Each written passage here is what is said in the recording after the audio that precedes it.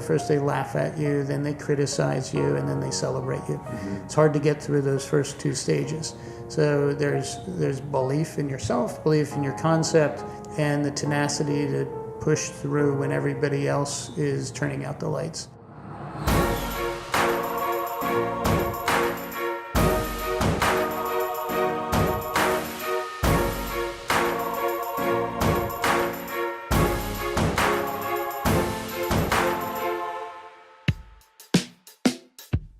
Hey everyone, welcome to the Founder Hour. We're sitting here with Erik Oberholtzer.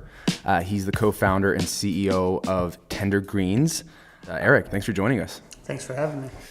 Yeah, so I guess where we really kind of want to start off the story, kind of starting from sort of the beginning, when you're in college, when did you kind of have that epiphany or moment where you wanted to go into culinary arts? It was the end of the 80s. I was about ready to graduate from college, and I'm walking down 18th Street through Rittenhouse Square in Philadelphia. And over the years, I had just fallen in love with hospitality. First hospitality at the Four Seasons Hotel in Philadelphia, then wine. And that was the beginning of the Wine Spectator. And then the great markets of Philadelphia, the Reading Terminal Market and the 9th Street Market, the Italian market. I would just lose myself every week at those markets and developed relationships with the vendors and the products they sold. And I, when I graduated, the 80s was coming to an end. So was the economy. It was falling apart. We were going off to the first Gulf War. And the world was changing dramatically, and I just wanted to pursue something that I was passionate about. It was, at the time, very unconventional to go into food because most of the professionals were coming out of Europe. And I thought I could travel the world by using the language of food to navigate, and it's done well for me. So Erik, you have this passion for hospitality, for food, but at this point, do you think that this is something that's going to be making you money? At the time, I didn't know. What I knew was that there were a number of different things that I could do. At the very least, I would learn how to cook by going to culinary school, and I didn't know what I was getting into. I thought it was going to be more of a creative experience, more like going to art school. It wasn't. It was very much a trade experience. It was very blue collar. So that was a bit of a shock. But I wasn't driven so much by money at that moment, although I was coming out of the 80s when money mattered more than anything to anybody. But I thought I could just, lean into my passion, and whether I went into journalism or something else, I figured this was the first step to exploring it. So I wasn't sure. I was unclear. And then once I got to culinary school and started working in professional kitchens, I just fell in love with the energy of the kitchens. It was very much like the energy that one gets on the soccer field. I was a soccer player, and you're just in the moment. There's no time to think. You have to pivot real time. You have to think on your feet, literally. And there's something brutal about it, but also really exhilarating. And I tapped into that exhilaration.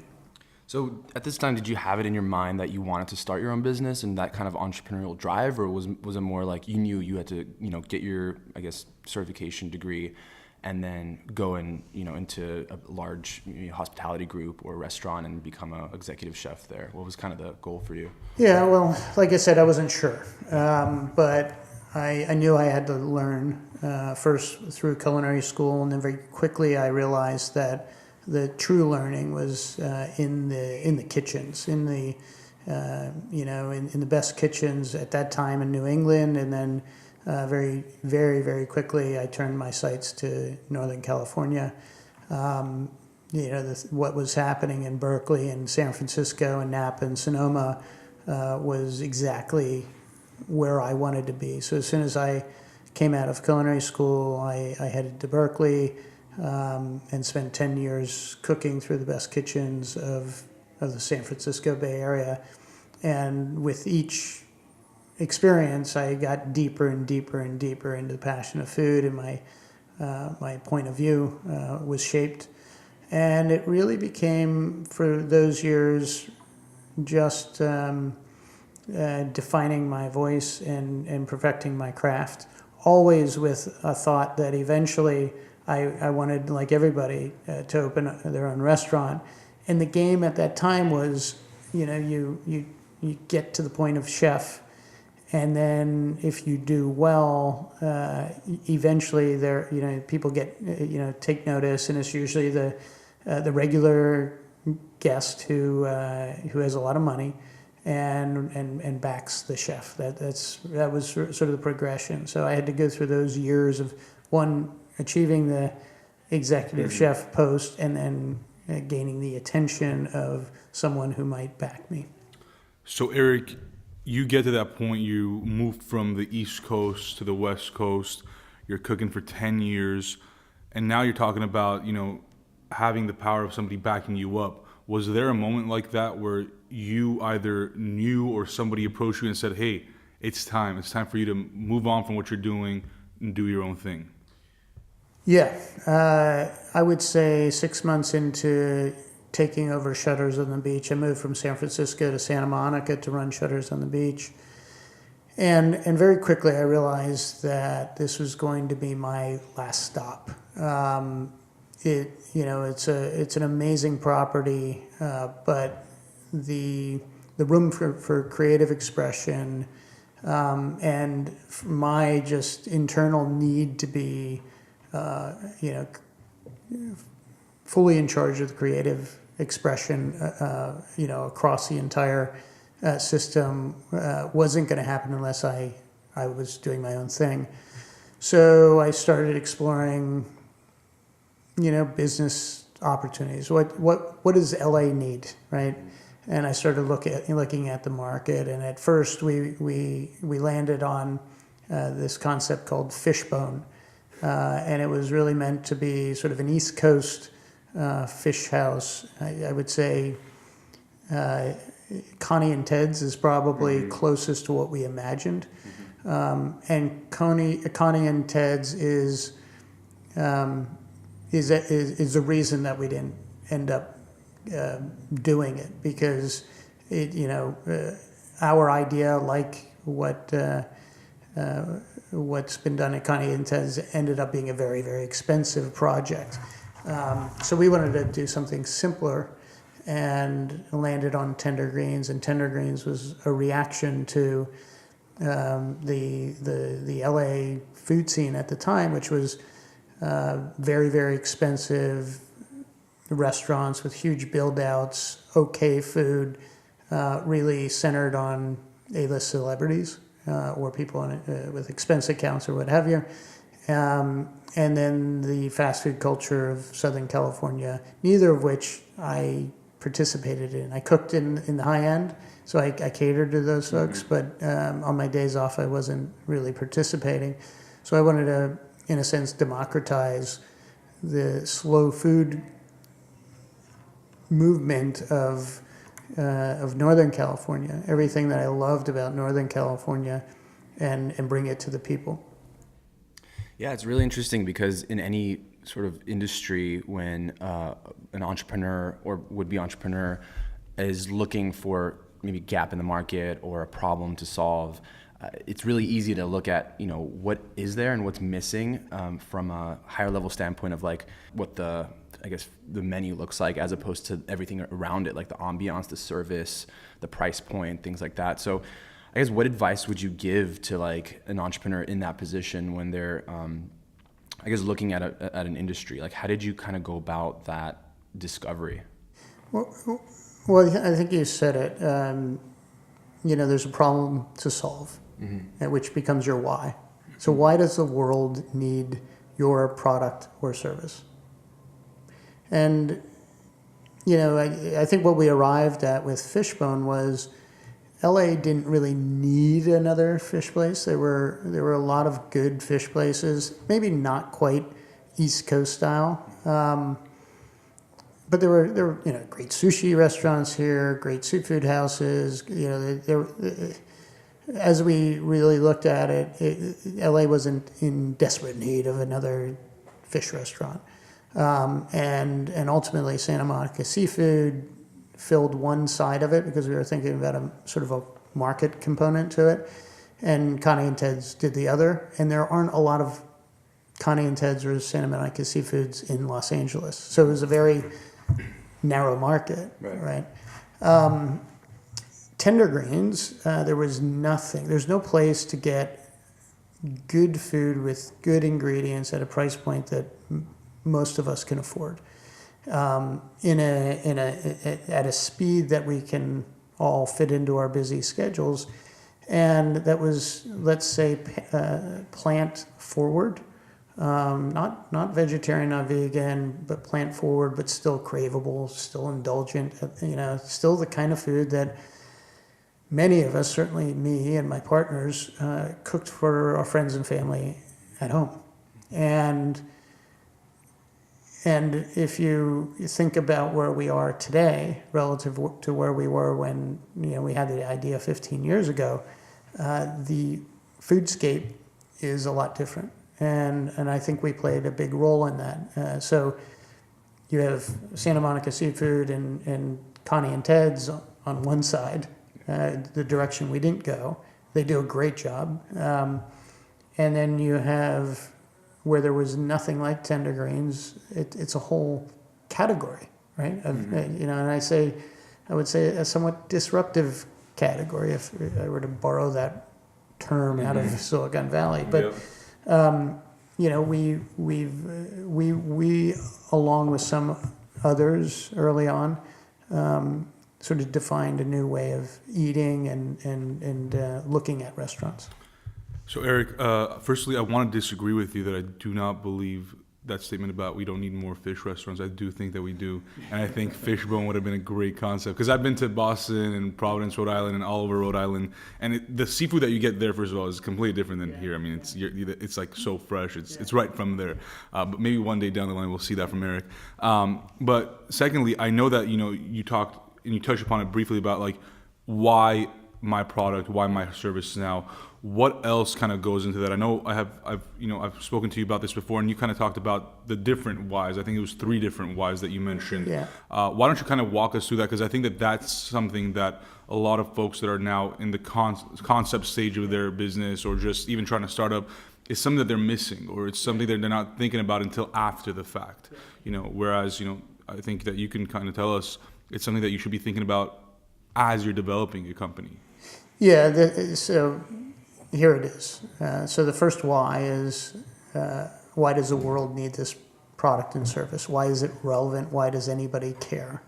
Right? And that forces one to say, is this all about me and my passion, my expression, or is there a need? Is there a demand?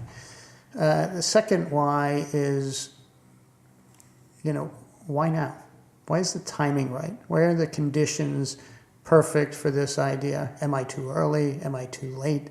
Why is the timing right? And you have to hit it. You have to hit it right. There are a lot of great ideas that are sort of on the bleeding edge and then fail, and somebody comes by 2 years later and kills it, right?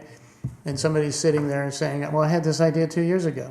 Yeah, too early, right? Or you're too late and you're at the party too late.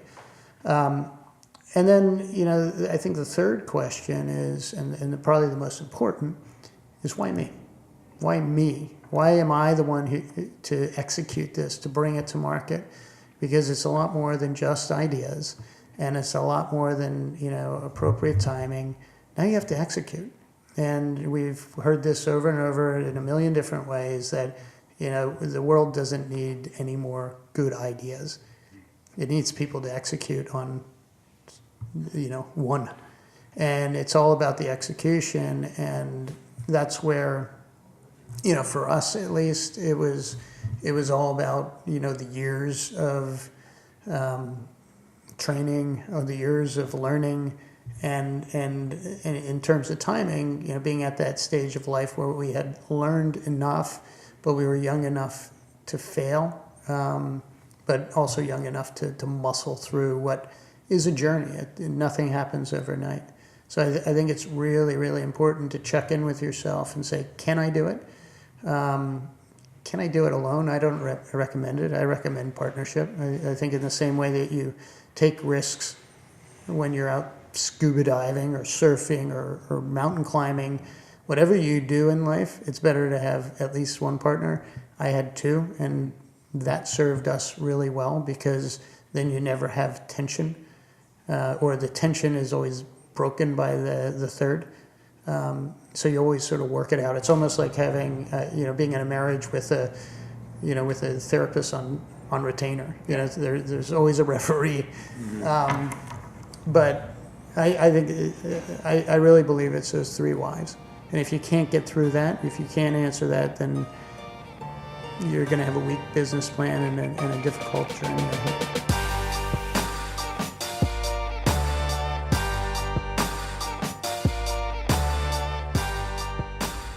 Erik, what makes it so hard to execute these ideas? I hear people giving me these ideas all the time. Both of us, I'm sure you hear all these ideas all the time as well. And they're good ideas. You're thinking, okay, I could see that working out.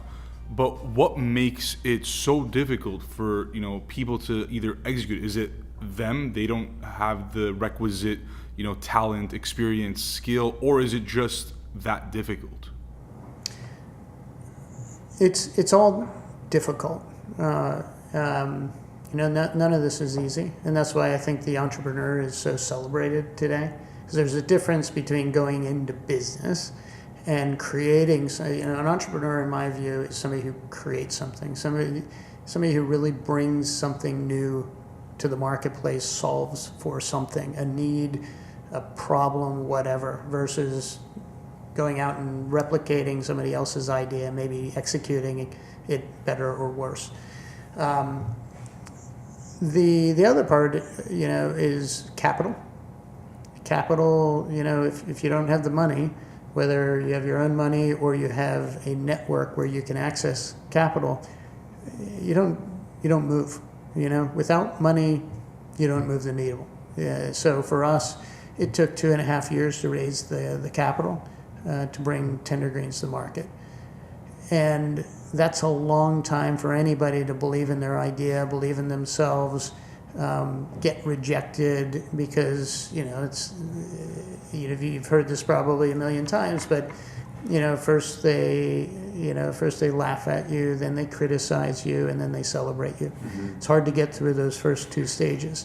So there's belief in yourself, belief in your concept, and the tenacity to push through when everybody else is turning out the lights.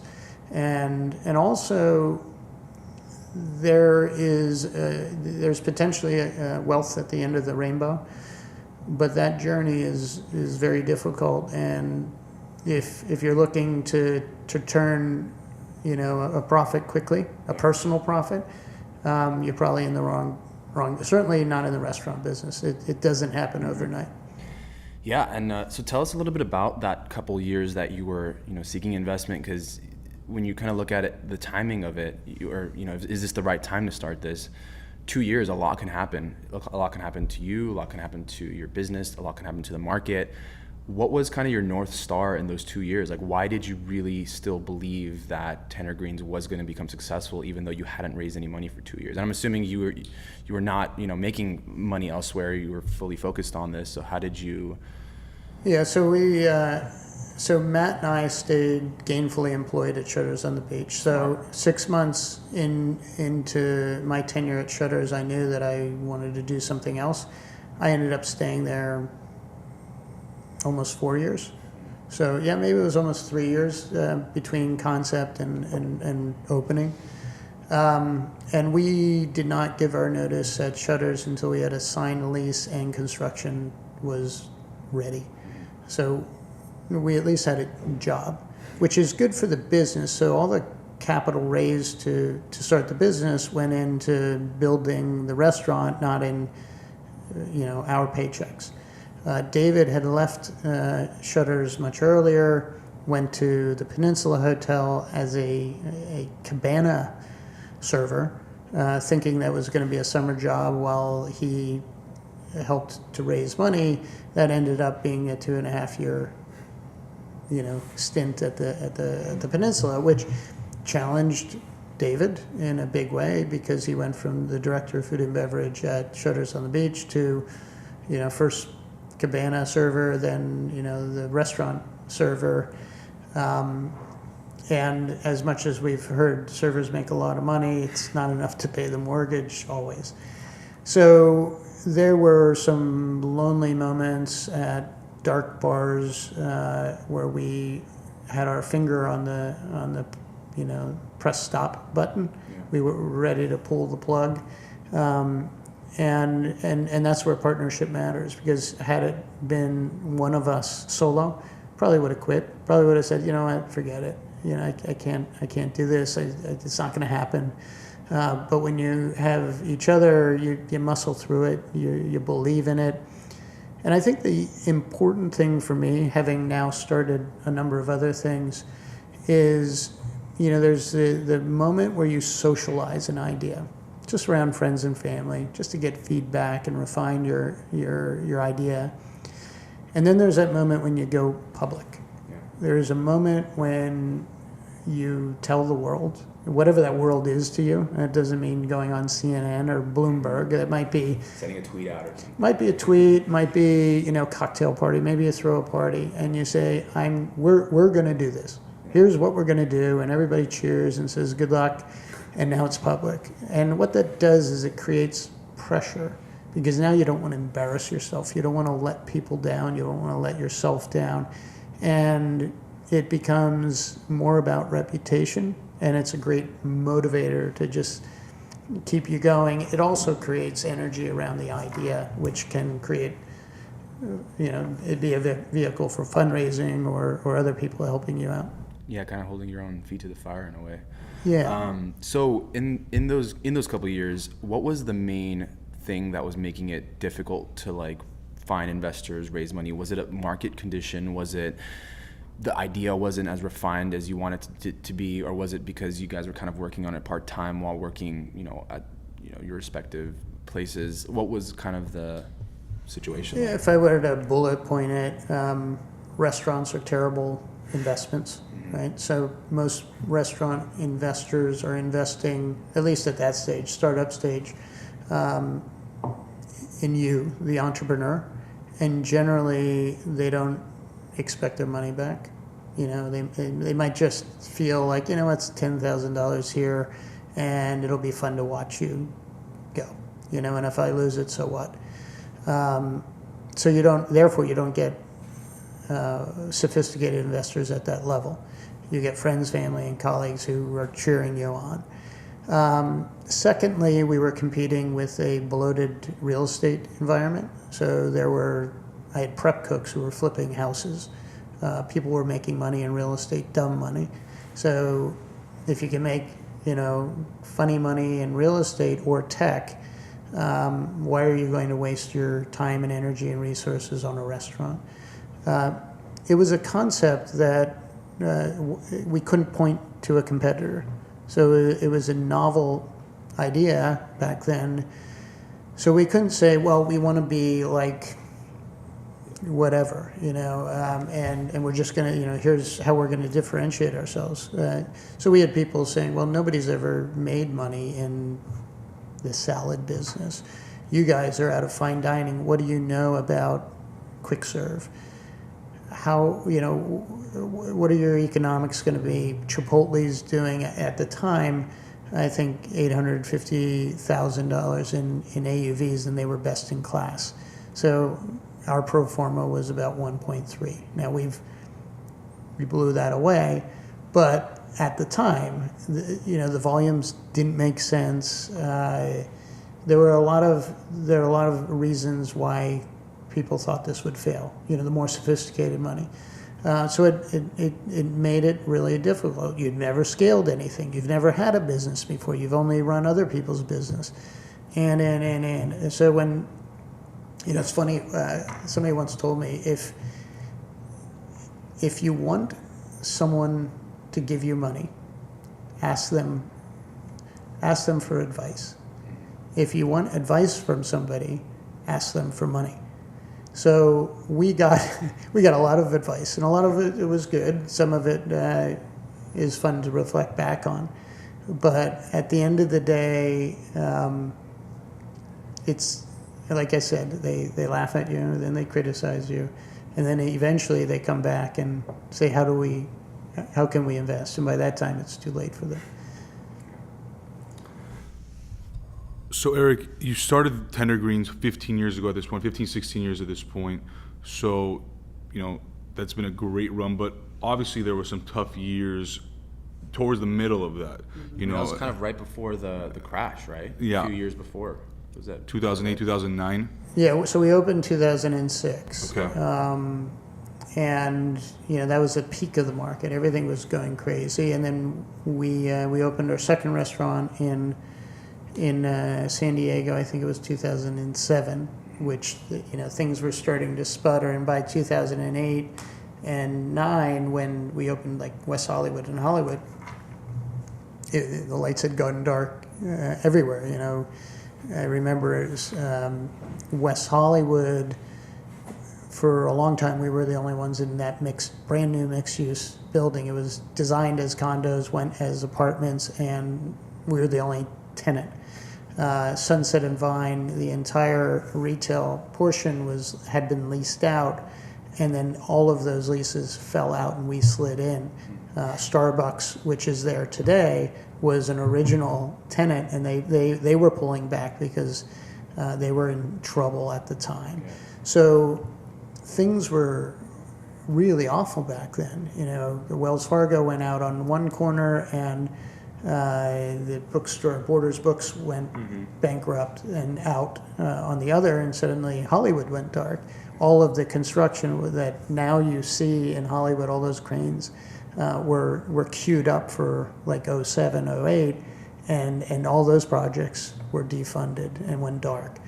So we spent the bulk of the crisis doing very well because businesses were going under, and a lot of people were trading down from the high end into Tender Greens, and we had no competition. There was nobody else. The Mendocino Farms had their little place down in downtown LA. Lemonade might have had one or two. There were blips on the screen, but none of us were really competing. So those were incredible years for us. We had great real estate grabs at the time. It was both scary because nobody knew what was going to happen, and there was a lot of depression. I remember the writers' strike. In the middle of the worst year for Hollywood, the writers went out on strike, which impacted us because we're by the studios. Yeah. So there were so many things that we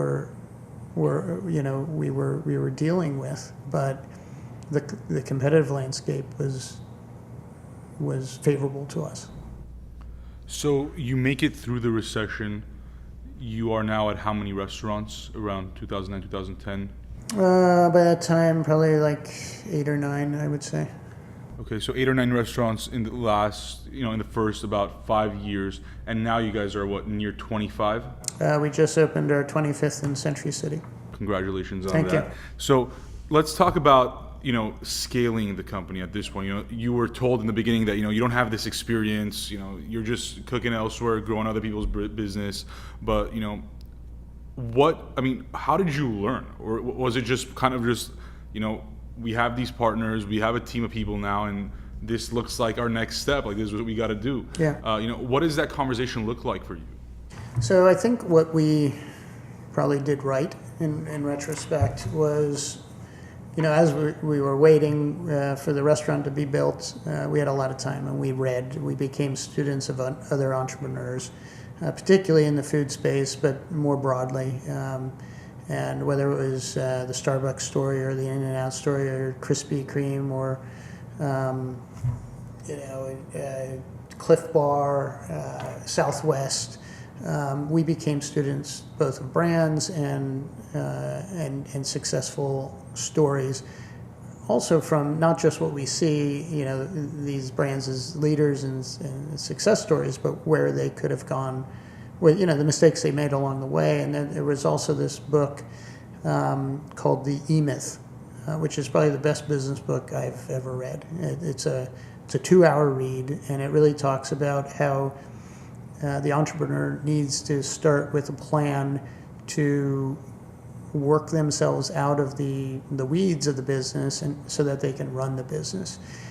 And the three of us really stuck to that plan. That in the beginning we did everything. We dug the ditches for the plumbing. We were the night cleaners. We were the prep cooks. We were the dish. We were everything, but we always had a plan to bring in people as needed, and back ourselves out. And that journey never stops, right? It's even to this day.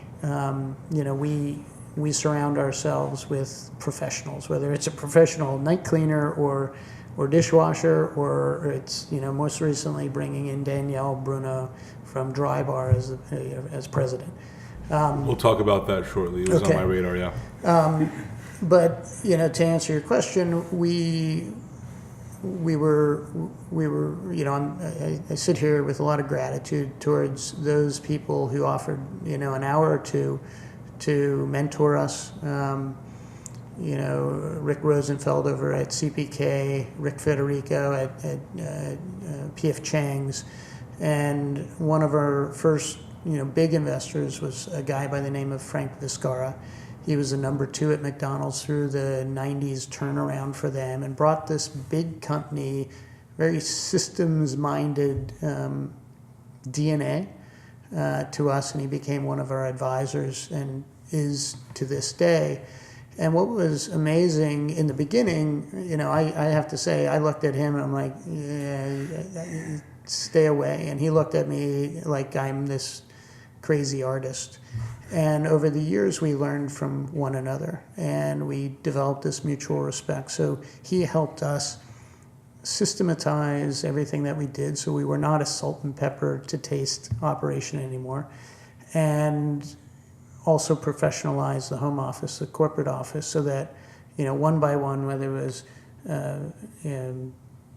HR or finance or marketing or whatever, we brought in professionals versus us doing the best that we could. So we got out of what started as mom and pop into startup, into the sort of the enthusiasm of entrepreneurs, into a more professional operation. Yeah, which is something that is, extremely difficult to do. So many startups you see almost fail at that point of scalability because either they hire too quickly or they just can't hire the right people for the right jobs. Like, what is the reason behind, or what did you do to kind of make sure that you were always hiring the right people for the right jobs? Well, so culture is really important, right? So do they fit? Danny Meyer says, can you spend 6 hours on the bus with this person? Mm-hmm. And if you can't, then they're probably not a good cultural fit.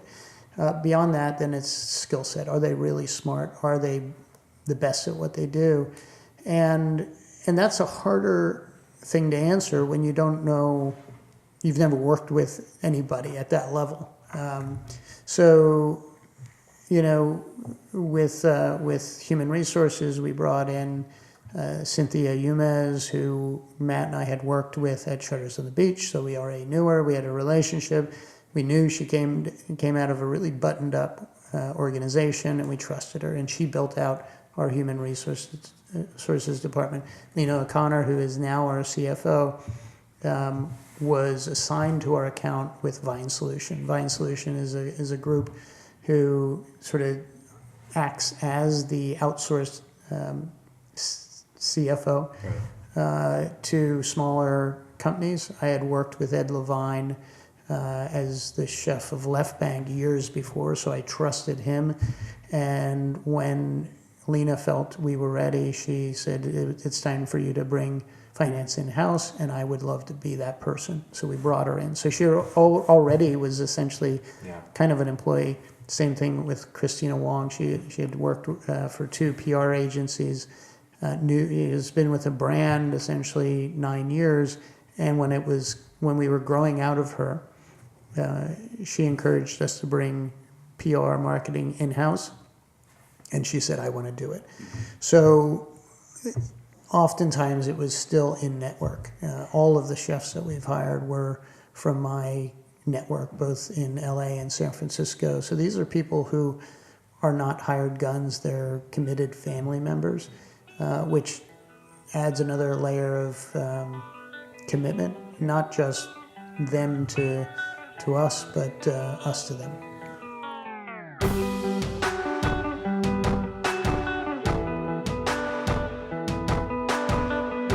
So Erik, we talked a lot about, how Tender Greens started and, that journey. Why don't we touch upon a little bit so that our, listeners hear what makes Tender Greens unique? The menu I know is, definitely more healthy, more, like you said, plant forward, but it still has that protein. And I've been to a few of the Tender Greens locations myself, and they're all beautifully designed restaurants. But what makes it different than something else? What makes the experience unique for those that are, going into Tender Greens to have lunch or dinner or whatever other reason they're there for?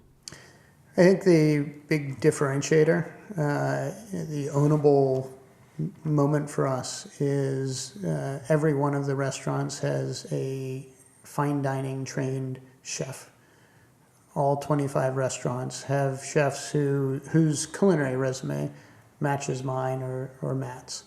There is no other brand in our category who can say that. Other brands have one chef who is at some test kitchen, and then they have people running those restaurants. So that's one. Then how that translates into the food is, the core menu is the kind of food that I like to eat on a daily basis. It's what would that be? Let's call it California comfort. It's perfectly roasted or grilled chicken with creamy mashed potatoes and a nice salad, or a steak cooked mid-rare. A fish with olive oil. Getting back to the fish bone, a really good fish with olive oil, lemon, and some parsley. Simple. It's really good ingredients, prepared simply. Our sort of mantra is buy the really good stuff and don't screw it up. So Erik, I know that you're big on supply chain and keeping that integrity. Yeah. Why don't we kind of talk about that? I know it's something that a lot of people might not be familiar with, and a lot of people think, starting a restaurant, it's simple. You just have a menu concept and boom, you hire a chef, few cooks, and you get it done. But it's really not that easy. And I also think that's why the margins are not that great and probably not a great investment. But talk to us a little bit about your kind of, take on the supply chain and how you maintain that integrity with all now 25 locations of Tender Greens. Well, if you don't have good ingredients, then you don't have good food. It's that simple. If you don't have great humans, then you don't have good customer service. It's that simple. So from the very beginning, we were tied very closely to our farmers. When Tender Greens was just a menu and a 2-page overview, Matt and I went up to Oxnard to visit with Jeff and Ann Stein of Scarborough Farms, who we had a long-standing relationship with already, and said, look, we've written a menu that's based on a lot of what you grow. We'd love to partner with you. And they were sort of blown away because nobody had ever approached them. They had been growing for the top tables in California and New York for 20 years already, and nobody had really bothered to partner with them. So they invested some money, and we had a deal with them. The first 4 restaurants, each opening, the first $25,000 worth of invoices were not paid in cash; they were paid in equity. And to this day, Scarborough Farms is an investor, is an equity holder, equity partner in Tender Greens. And through the years, we've used that model with a lot of other farmers, now in reverse. So oftentimes what we'll do is front operating capital to smaller farmers who we believe in and we want them to scale up with us. so that they can raise their animals or get the seeds in the ground or do whatever they need, maybe buy a combine. And then they pay us back in ingredients over time. And what that creates is a bond that goes beyond the chef-farmer relationship, and it really becomes more, again, that sort of extended family membership. And when our farmers maybe are up against something, it might be weather, it might be labor, it might be something, oil prices, we help them through that. But also they protect us. So we don't have disruption where others might get some disruption in their supply chain. And that's in price, quality, or quantity. Yeah. And as we enter New York and Boston and other markets, we have partners there, and we've leveraged our relationship now with Danny Meyer and his group, so that we can shore up really important relationships there. Yeah, so kind of to shift towards sort of the branding aspect, because I know you said that you've been a student of branding and kind of trying to understand how brands become what they become. Obviously, Tender Grinds has an amazing brand. Most recently, you almost went through a rebrand. The logo changed. The name's still the same, but the logo changed and kind of the colors. And kind of explain what that was, due to. Was it just a project, or was there a specific reason? No, it would have been a very expensive passion project. No, look, when we started, there was nothing that sounded like Tender Greens, looked like Tender Greens, tasted like Tender Greens. As we sat in front of the big screen on the wall and looked at all the brands in the market, not just here in California but across the country, who compete maybe in messaging or name or even category, we realized we had to find a way to differentiate ourselves. So we tasked Paula Shear of Pentagram, who had worked with Danny before on the Shake Shack logo, and we brought her out to California and said, start poking holes in the brand, and we'll give you a lot of room to be creative. And that's what she wanted. She didn't want to come on and make a tweak. She wanted to really create something that was forward-thinking. And, what she really landed on was we need to capture the dynamic nature of Tender Greens. You have these chefs who are creating specials every day, independent of the brand or any other restaurant in the group. And that's where sort of the magic is. So we need to find a way to capture that, that begins to pull attention away from the name Tender Greens and more towards this mark. Mm-hmm. And she imagined something digital. We certainly leveraged that digital format online in the phones. We're not doing it in the restaurant as she had originally contemplated, because that brings up a whole page of challenges. But we went with the G that is made up of a pot on the top with the handle and a plate on the bottom. And empty, it really doesn't say much, right? But activated through the vision and the expression and the creativity of a chef, then it says something. And it's not saying something that's static, but it is saying something that's incredibly dynamic, that might be reflective of the weather, might be reflective of the time of year, the chef's point of view, maybe even the politics of the time, whatever. But we can use that as a window into the brand and what's happening real time, not for a season, but real time. And then we went with red. Mm-hmm. Because everybody else is green and brown and earth tones and blah, blah, blah. So we wanted to go the opposite direction and say, you know what, we're going to go red, we're going to be bold, and we're going to lean into the passion of the chef and the passion that got me into this business, and move with that. And we went with sort of a sleeker design that's more appropriate for the digital age that we're in.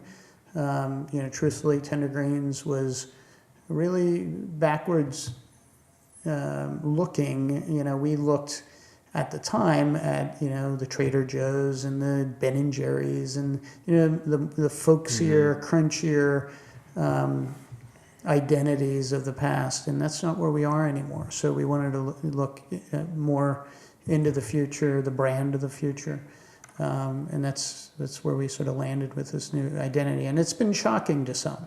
Some people are like, "What have you done?" I was driving and I was like, "Wait, is that Tender Greens? Like, the logo just changed." Yeah. Yeah. Yeah, and people say, "You're Tender Greens, where's the green?" Well, exactly. That's the point. That's the point. And it looks so modern. It's not organic and handmade. Well, yeah, times have changed. Yeah. Well, I think that's a perfect kind of segue into, you talking about, the growth of the brand now. It's, I think growth might even be the wrong word, but just kind of like the elevation of the brand. And I think you brought up Danielle Bruno earlier, who's now the president of Tender Greens. Is that That's correct? right. And so for those that don't know, Danielle came from she was the president of Dry Bar, I believe. She worked for Pete's Coffee. She launched Apple stores. Yeah. So, I mean, clearly, she's no big deal, if I had to be a little sarcastic there. So what does Danielle add to Tender Greens and the elevation of this brand and company? Yeah, that's a really good question. And I would say to any entrepreneur or professional executive, this is really important. What I've learned as I've gone through this identity evolution, from chef to restaurant owner to entrepreneur to founder to now CEO, there are different skill sets, there are different expectations, and there are phases that either you need to embrace or not. And I think this is a really important stage, and I'm just speaking about myself, but for anybody who might be in my position out there, that it requires a lot of self-awareness. And you need that self-awareness throughout your career, right? What am I good at? And lean into it. And what am I not good at? And how do I strengthen those weaknesses through partnership? And this would be an example. I perform best, I'm most passionate about solving big problems. So when I look at food justice, or I look at access to better food, or food transparency, or food integrity. These are things that I get really excited about and I can lead with. When we start talking about year-over-year growth, comps, four-wall EBITDA, and all of that stuff, real estate selection outside of our home environment, that's a different skill set. And you can learn it, as I have, but there may not be passion for it. It doesn't get me out of bed getting excited about comps. Danielle is not an entrepreneur, she's an executive, and she is awesome at the game of business. She also has a track record of scaling brands from our phase where we are now to where we want to go. And she's scaled best-in-class brands. I would argue that Dry Bar was incredibly innovative, and they've maintained their market and their lead. Pete's was the first ahead of Starbucks, and they've managed to compete with Starbucks weirdly, even though Starbucks, she points out, has, I think, I don't know how many they have, 20,000, 2,000, whatever. They have a lot of some stupid amount. Yeah. They have a lot more than Pete's, which is at about 300. But they feel bigger, and Apple retail, that's just a drop the iPhone moment. That's so she's been there at the magical moment for some of the most important brands of our time. And that was more relevant than her understanding the particulars of the restaurant business, because we're experts in that. But she's an expert in business and scaling a business with elegance, without messing up the culture, without destroying.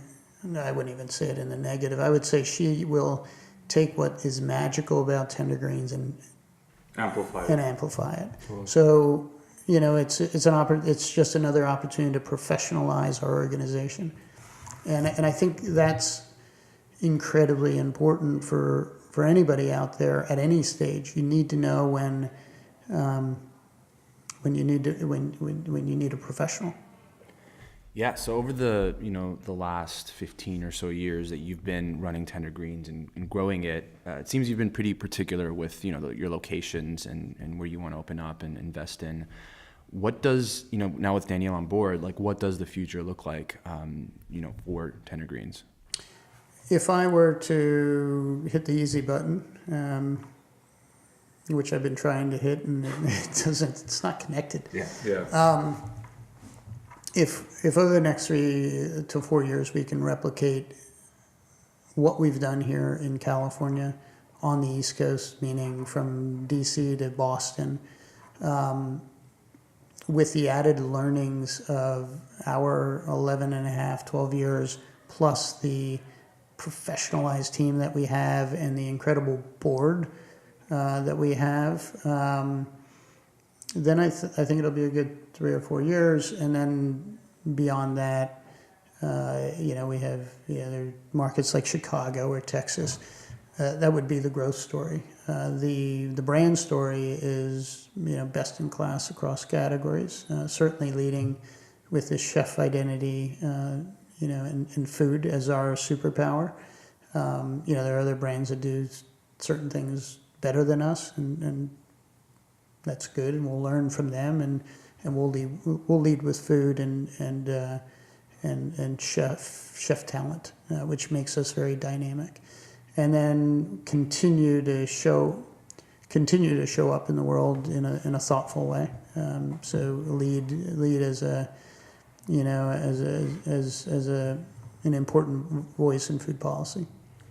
Erik, I know you had mentioned like earlier on that after Tender Greens you started working on a few other projects. So just to kind of see what you've been up to in the last couple to few years, what are some of the other projects that you're working on that the listeners can check out and or look forward to in the coming years? Yeah, one of the earliest was the Pete Ballesteri salami company that was incubated in San Diego at our second restaurant by Pietro Ballesteri. And I saw that you guys is it going to be in Italy, LA? That's right. So Very cool. I'm very proud of Pete and his efforts over time. He's at Air One Market. He's at Thrive. He's launching now at Italy. Was with Mario Patali the other day. Super and cool. That is sort of an example of where we capture the something special that a chef is doing, and then we partner with them. So that's it's a partnership between Tender Greens and Pete.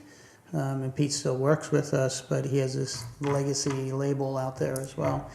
We have our Sustainable Life project on the impact side. That was started 7 or 8 years ago with a mission to shift the cycles of dysfunction in emancipated foster youth through a 6-month paid internship through Tender Greens, and the vision is to scale as we scale. So the more restaurants we have, the more impact we can make, and then scale through story and inspiration. If we can get other entrepreneurs to, take one youth. I was talking to Mayor Garcetti the other night, and he was talking about homelessness, and I asked him, how many businesses do we have in Los Angeles? And it was something like 22,000 or something like that. And this is the city of Los Angeles. This is a city, yeah. And I said, well, imagine if every business took one.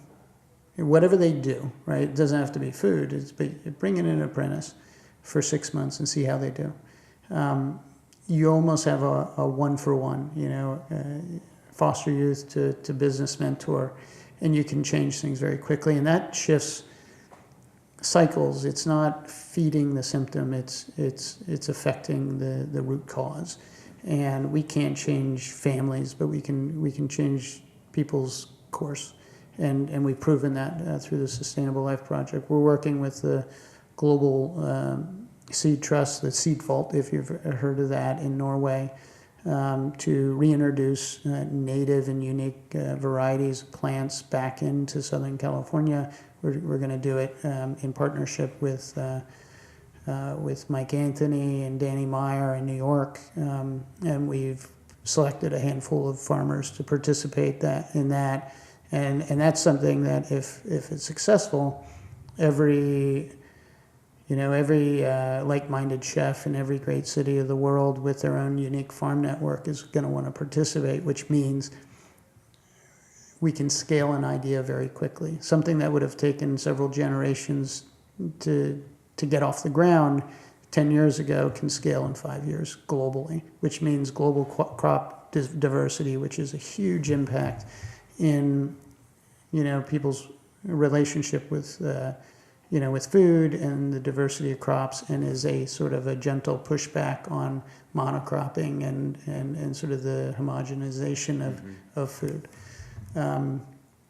So those are some of the exciting things. And the one other thing is, we became the official chef to the LA Chargers and the Galaxy. Awesome. And we're talking to some other teams. So professional sports is something that we're getting into. We've been doing it sort of unofficially for many years, but the Chargers and Galaxy relationship has shown us that this could be a real interesting journey for us. I think it's something that the Lakers might also need.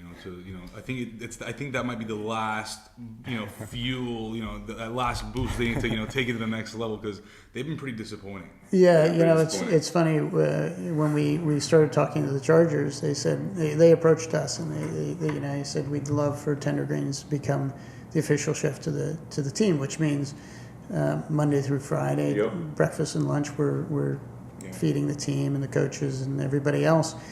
And what they said is, look, this is our most important asset, so we need to feed them well. So we're willing to do whatever it takes to bring really good food that they like and that they identify with, which, from a brand perspective, it tells a story of food as a supplement to elite performance, and that you can do it without suffering, right? It's not your trainer's dietary plan of boiled skinless chicken and nori wraps and brown, flavorless rice.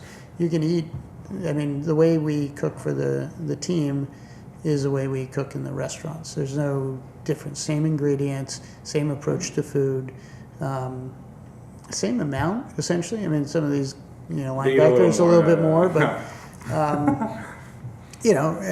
but it's, it is a way of saying, you can eat really well with moments of indulgence and not suffer. It's not a diet. It's not health food. It's just good living. Erik, I think your story is a prime example of how patience and resilience can ultimately work out when you're focused and work hard at something. Because after all these years, things have been steadily growing, but it seems like things are really falling into place now. Bringing Daniel on board and getting all these partnerships and expanding even more. And I think that's something that every entrepreneur can really learn from is how important that patience is, and not to give up just because you hit one obstacle or things don't look good on the surface. I think we just want to say thank you for being on the show, and we wish you continued success and all the best for your future. We're really excited to see where Tender Greens goes from here, and hopefully we see it on the East Coast pretty soon. Oh, my pleasure. You'll see us in New York in early February and Boston in March. Awesome. Great. Looking forward to it. Thanks, Erik. Thanks, Erik. All right, thanks, guys.